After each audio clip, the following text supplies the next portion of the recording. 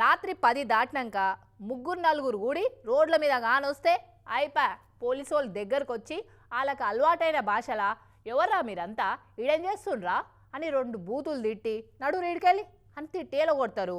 గదే కద్దరు బట్టలోళ్ళు ఉంటే మాత్రం అలా సైడు కన్నెత్తి కూడా చూడరు.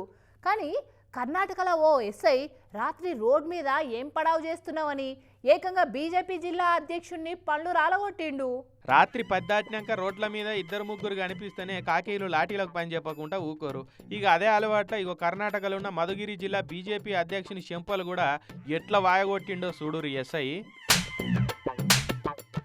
అగో దెబ్బకు దెబ్బ అన్నట్టు ఓగలుకోలు మంచిగా దౌడ పనులు రాలేటట్టు చప్పరించుకున్నారు.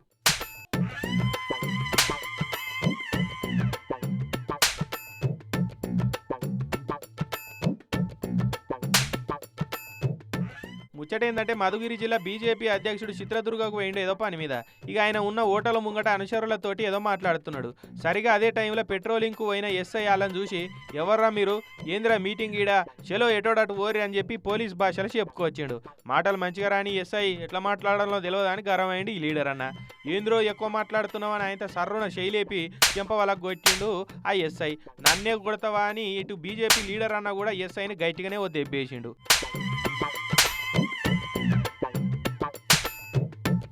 ఇక పోలీసు వాళ్ళు కొడితే కొట్టించుకోవాలి కానీ పోలీసుల మీద ఎవరైనా చేస్తే ఊకుంటారు.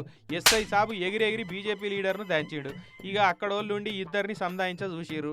సీన్ కడి చేస్తే ఇద్దరికిద్దరు దవాఖానలో పోయి బెడ్ ఎక్కిరు. ఒకళ్ళ మీద వాళ్ళు కేసులు పెట్టుకున్నారు. ఇక ఈ ముచ్చట మీద ఇప్పుడు అక్కడ పెద్ద లొల్లి అవుతున్నది. బీజేపీ వాళ్ళు ఉండి రాష్ట్రాన్ని పోలీసు వాళ్ళకు రాసిచ్చినారు. సామాన్య పౌరులు ప్రజాప్రతినిధుల మీద ఇష్టం ఉన్నట్టు కొట్టమని చెప్తున్నారా పోలీసు వాళ్ళతోటి అని బగ్గున మండిపడుతున్నారు.